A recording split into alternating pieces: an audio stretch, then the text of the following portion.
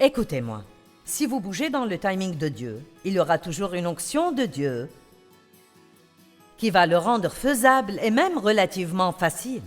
Mais si vous attendez le moment où vous pensez que vous êtes prêt, alors vous allez avoir à essayer de le faire par vous-même, sans l'aide de Dieu ni son onction.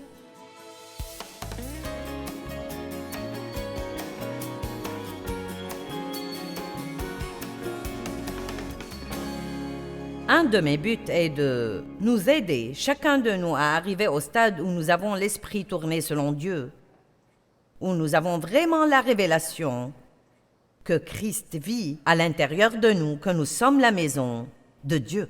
À chaque fois que nous entendons ça, nous devrions dire « Je suis la maison de Dieu ». Colossiens 1, 27 dit « La glorieuse richesse de ce mystère, c'est Christ en nous, l'espérance de la gloire. » Je crois que Jésus est venu vivre en nous parce que nous n'avons aucune chance d'espérer vivre la vie qu'il veut que nous vivions si sa présence n'est pas en nous en permanence pour nous fortifier, nous enseigner, nous donner la sagesse, nous donner la force de faire ce qu'il nous demande de faire. Amen. Donc je vous demande juste de dire que nous allons faire un peu de ménage à la maison.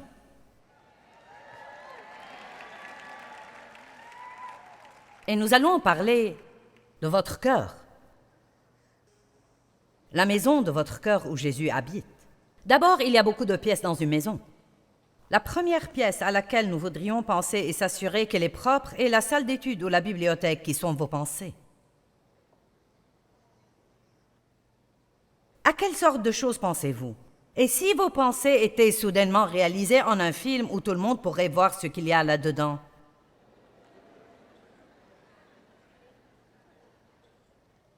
Certains ne voudraient même pas que je voie les choses auxquelles vous avez pensé depuis que vous êtes ici.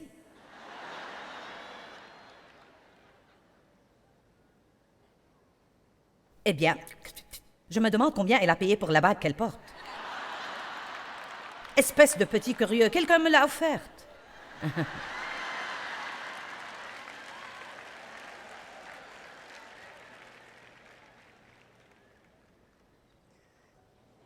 Eh bien...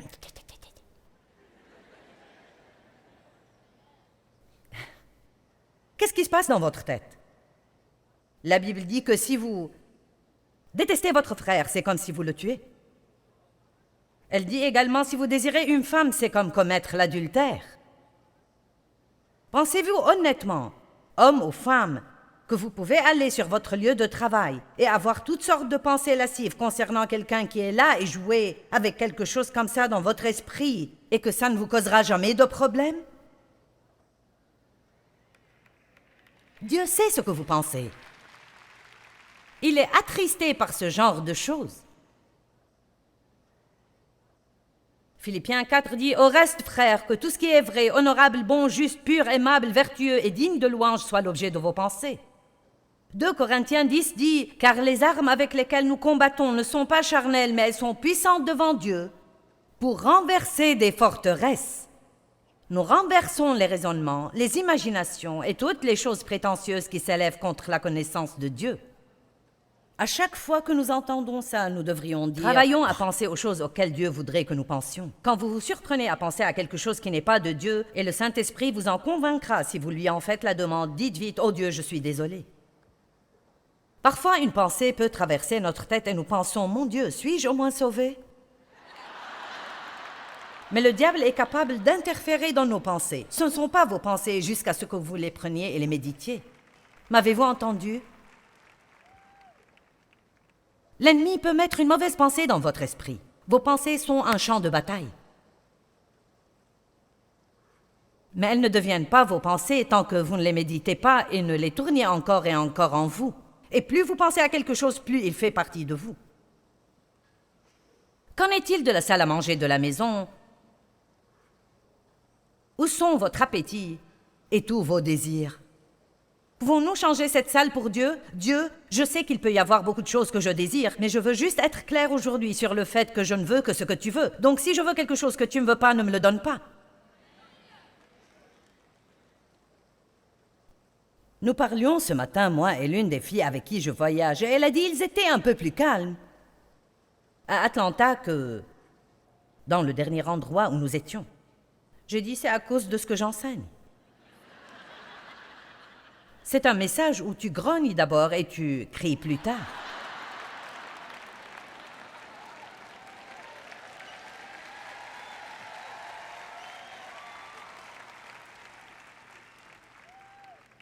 Ça m'est égal que vous soyez enthousiaste pourvu que vous soyez aidé.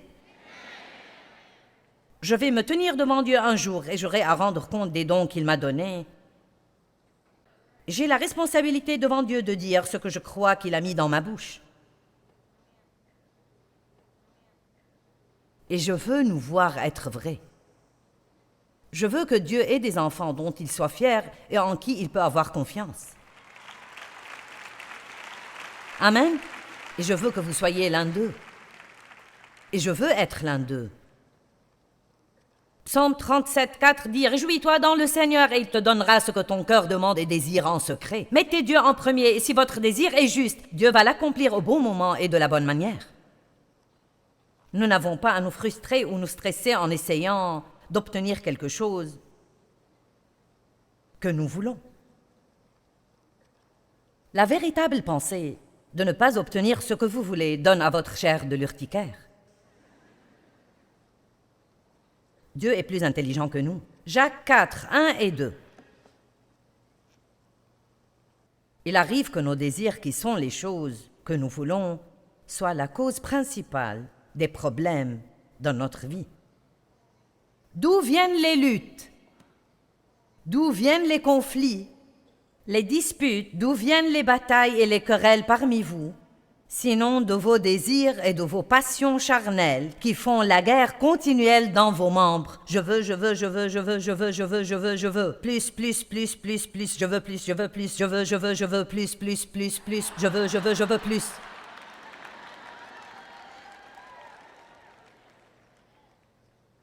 Vous êtes jaloux et vous convoitez ce que les autres ont. Et vous ne possédez pas, donc vous devenez meurtrier. Parce que haïr, c'est être meurtrier chaque fois que votre cœur est concerné. Et vous savez, peu importe, disons que vous êtes célibataire et que vous avez été seul plus longtemps que vous ne voulez l'être. Et vous avez eu à assister au mariage de 5 de vos amis les 2 dernières années. Et pour dire vrai, tout au fond, à l'intérieur, vous avez un petit ressentiment là et une petite jalousie et une petite attitude. Bien, vous feriez mieux de faire attention. Dieu veut que nous soyons heureux quand les autres sont bénis. Il veut que nous ayons confiance qu'il fera la bonne chose pour nous au bon moment. Donc Jacques dit, vous ne possédez pas parce que vous ne demandez pas. Parce que vous ne demandez pas. Si vous voulez quelque chose, demandez-le à Dieu. Mais s'il ne vous le donne pas, c'est parce qu'il a quelque chose de meilleur en tête et que vous n'êtes pas encore assez intelligent pour le demander.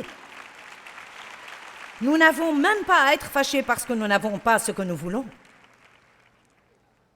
Parce que honnêtement, si ce que nous voulons est ce que Dieu veut, il n'y a pas de démon qui peut le retenir loin de vous. J'ai dit, si ce que vous voulez est ce que Dieu veut, il n'y a pas de démon en enfer qui peut vous empêcher de l'avoir. Vous n'avez pas besoin de vous épuiser à chasser le diable. Vous obéissez à Dieu, soumettez-vous à Dieu, résistez au diable et il fuira. Dans notre soumission à Dieu, nous résistons vraiment au diable. Et je ne dis pas de ne pas prendre autorité sur lui. Un ordre dit à voix haute est extraordinaire. Jésus a dit « Passe derrière moi, Satan ». J'ai hurlé contre les démons en pensant que le diable était mon problème et je n'ai obtenu qu'un mal de gorge. J'ai perdu beaucoup d'années à vivre comme une chrétienne malheureuse et frustrée, à essayer de faire fonctionner tous ces principes de foi, tous ces principes de prospérité et ces principes de succès et ces principes de combat spirituel pour réaliser finalement que si c'était juste et que j'y étais prête et que c'était le bon temps, je n'allais avoir aucun problème à le faire. Super, il y en a 10 qui me croient.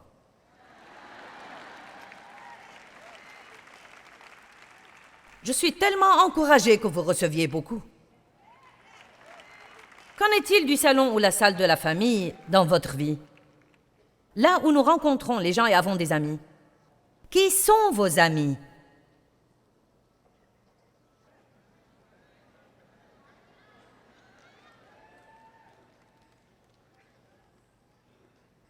La Bible dit de ne pas sortir avec des gens en colère.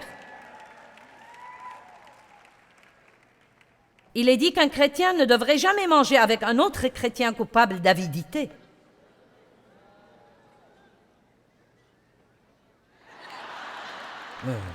Vous pensez, eh bien alors, je ne vais pas avoir d'amis. Et c'est triste, mais ça s'approche pas mal de la vérité. C'est pourquoi nous avons besoin de grandir.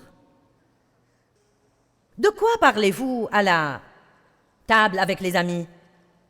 Et quand vous vous asseyez dans le salon de votre vie avec des amis? Est-ce une conversation que Dieu peut enregistrer dans son livre de souvenirs et qui le fait sourire? Ou est-ce que ça attriste le Saint-Esprit?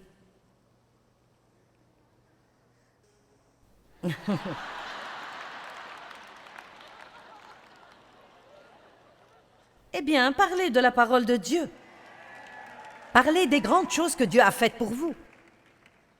Je vous dis quelque chose d'amusant. Mettez ensemble un groupe de gens et soyez créatifs sur les moyens d'aider les autres. Commencez un club d'honneur discret. Soyez un espion pour Dieu et quand vous identifiez un besoin, si vous n'avez pas ce qu'il faut pour le combler, réunissez votre club et dites « Cette personne au travail n'a pas même un matelas pour dormir. Pourquoi ne pas nous cotiser et lui acheter un matelas ?» Je vais vous dire, vous allez être tellement heureux, vous n'allez pas le supporter. Arrêtez de prier Dieu de faire pour les gens des choses que vous pourriez faire, mais juste vous ne voulez pas dépenser d'argent.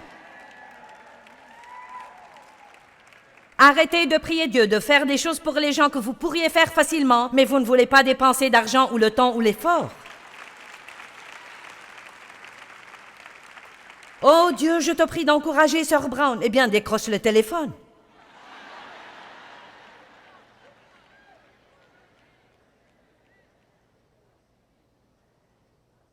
Bien Dieu, je te prie que tu aides cette mère célibataire au travail. Elle est sur le point de craquer parce qu'elle n'a jamais de temps pour elle. Va garder ses enfants une soirée et dis-lui de sortir.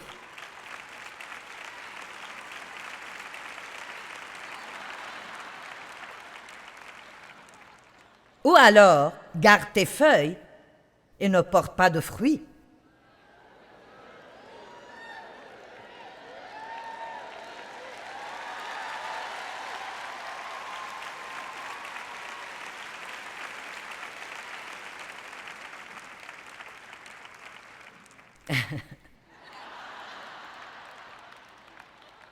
Et puis, lorsqu'il s'agit d'amis et des gens que nous fréquentons, essayez de ne pas avoir un besoin si intense des gens. Ne vous laissez pas entraîner. Aimez tout le monde. Aidez les gens, mais ne vous laissez pas entraîner dans leurs problèmes, dans leur vie, et vous voulez tout savoir à leur sujet, vous mêlant de toutes leurs affaires. Il n'est pas nécessaire de vous mêler des affaires de quelqu'un d'autre. Vous avez assez à faire avec les vôtres. Et moi aussi. Moi aussi. Pendant que nous en sommes là, allons dans la cuisine pour 1 minute. Et si vous soumettiez votre manger à Dieu?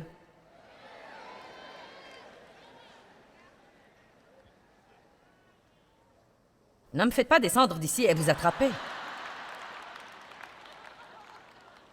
Eh bien, Dieu ne s'intéresse pas à ce genre de choses.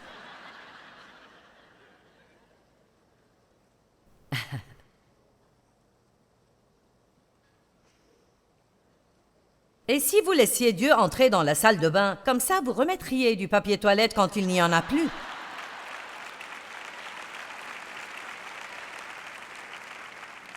J'ai raconté une petite histoire dans une autre réunion sur comment je suis allée aux toilettes chez mon esthéticienne et j'ai fini le papier toilette et j'ai eu l'impression que Dieu voulait que je prenne le temps d'en trouver d'autres dans un tiroir quelque part. Et donc je cherche dans les tiroirs et je remets un rouleau, je l'ai pris et je l'ai posé sur le dessus du truc. Et j'ai pensé, pas besoin de le fixer, la prochaine personne peut le faire. Et il a dit, mets-le dans le distributeur. Vous devez penser que je suis lunatique, mais ça m'est égal. Laissez Dieu entrer dans tous les domaines de votre vie. S'il vous dit de remplacer le rouleau de papier toilette, vous le remplacez. S'il vous dit de remettre le chariot du supermarché à sa place, vous le faites. Si nous ne sommes pas prêts à obéir à Dieu pour de petites choses, nous n'allons pas lui obéir pour de grandes choses. Vous allez acheter une paire de chaussures et vous découvrez qu'ils vous en ont donné 2 paires au lieu d'une. Ne rentrez pas à la maison en disant « Loué soit le Seigneur, il m'a béni ». Vous n'allez pas leur voler des chaussures.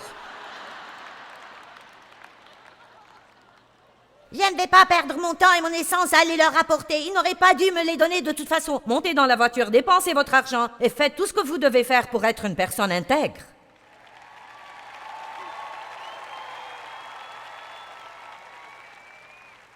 Et si vous invitiez Dieu dans la salle de travail de votre vie, faites-vous quelque chose avec votre vie qui porte des fruits? Ou prenez-vous seulement de la place? Quelle sorte d'héritage allez-vous laisser? L'année dernière, en décembre, mon seul parent, mon frère, est mort dans un immeuble abandonné. Le plus triste, c'était que quand ils m'ont envoyé ses effets personnels, tout tenait dans une petite enveloppe de 8 cm et demi sur 11 et il est resté encore beaucoup de place. Ses effets personnels, ce qu'il restait de sa vie. Quel triste gaspillage. Il a eu des opportunités, mais il n'était pas responsable.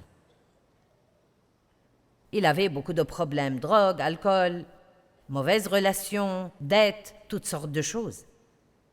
Il a vécu avec nous pendant 4 ans, nous l'avons aidé. Il s'est remis sur pied.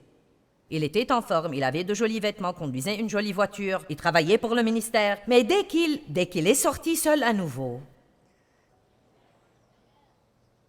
vous savez quoi? Personne ne peut vous aider si vous ne vous aidez pas vous-même.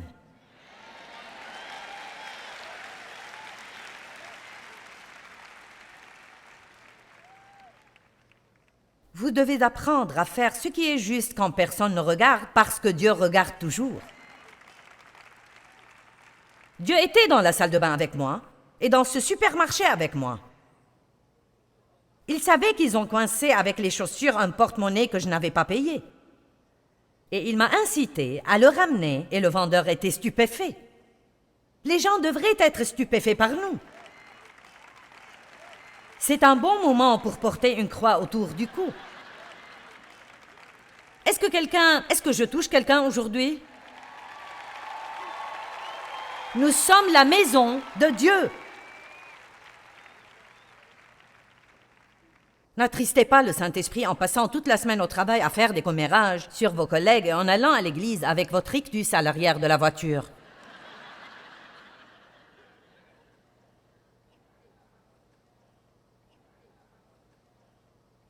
Et votre salle de divertissement?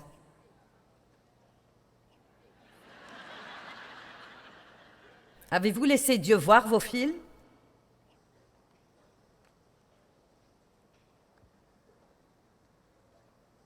Vos divertissements? Le choix de vos amis? Il n'y a rien de mal à avoir du bon temps et à danser, je ne pense pas. Je suis sûre que quelqu'un va m'écrire une lettre, mais vous savez, je veux dire, mais il pourrait y avoir quelque chose de mauvais si vous dansez d'une manière lascive et horrible. Il n'y a rien de mal à un bon film, mais vous allez devoir en arrêter certains.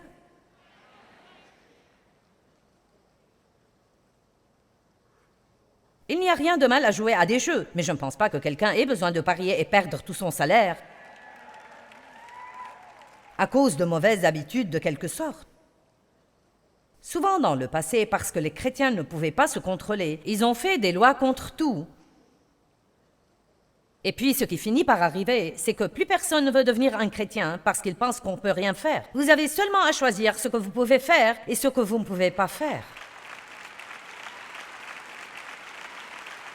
Et nous devons glorifier Dieu dans nos divertissements, dans nos habitudes alimentaires, dans nos habitudes de dépenses et avec qui nous sortons, nous devons l'inviter dans toutes les pièces de notre vie. Qu'en est-il de votre chambre à coucher?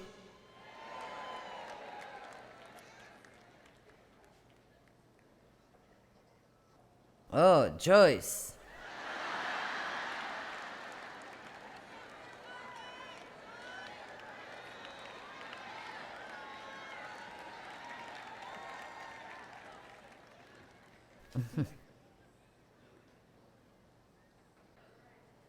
Qu'en est-il de votre vie sexuelle? Vous savez, le sexe n'est pas mauvais. Il a été décrété et ordonné par Dieu, mais il ne doit pas être corrompu. Il n'est pas permis à l'extérieur du mariage.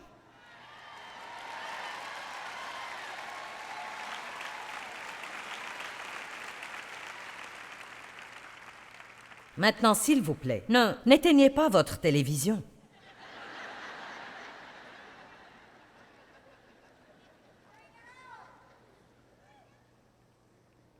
C'est très à la mode aujourd'hui pour les gens de vivre ensemble et d'essayer quelques années avant de même penser à se marier. Mais puis-je vous dire quelque chose? Et je vous aime, mais ce n'est pas à la mode chez Dieu. Et ce n'est pas bon pour vous. Si le Saint-Esprit est attristé, nous le sommes. Amen. Et il y a beaucoup de gens qui se disent chrétiens et qui ont des comportements comme cela. Écoutez, nous sommes dans le monde, mais pas du monde. Nous ne sommes pas meilleurs que le monde, nous n'avons pas à agir comme si nous étions plus saints que les autres. Mais nous devons être dans le monde et être qui nous sommes afin d'être une lumière dans les ténèbres. Et nous n'avons pas besoin d'être religieux, nous devons porter de bons fruits, l'amour, la joie, la paix, la patience, la bonté, la gentillesse. Vous prenez ce pécheur avec qui vous travaillez et vous commencez à être bon avec lui. Pourvoyez à certains de ses besoins, priez pour lui. Vous serez stupéfait de ce qui arrive. Le lit du mariage doit être gardé, sain et non souillé.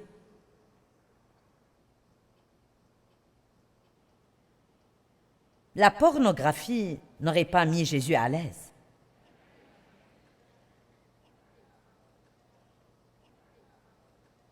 Et alors que nous approchons de la conclusion, qu'en est-il du grenier, du sous-sol ou des placards de votre maison?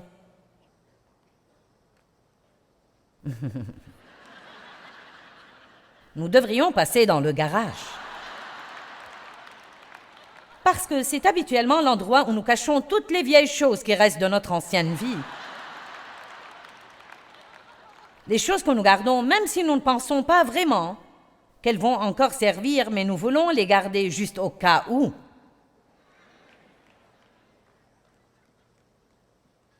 Même après que Dieu se soit sérieusement occupé de moi concernant l'auto-apitoiement, parce que je passais beaucoup de temps à m'apitoyer sur moi-même. Il a dit, tu ne peux pas t'apitoyer sur toi et être puissante. Je ne peux pas être puissante ici et pleurer chez moi parce que Dave regarde un match de football.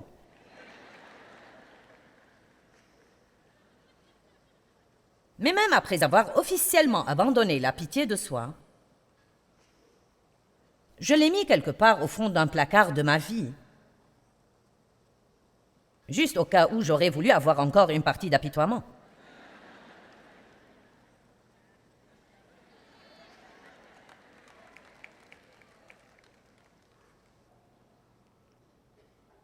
Et si on se débarrassait de tout ce qui ne plaît pas à Dieu?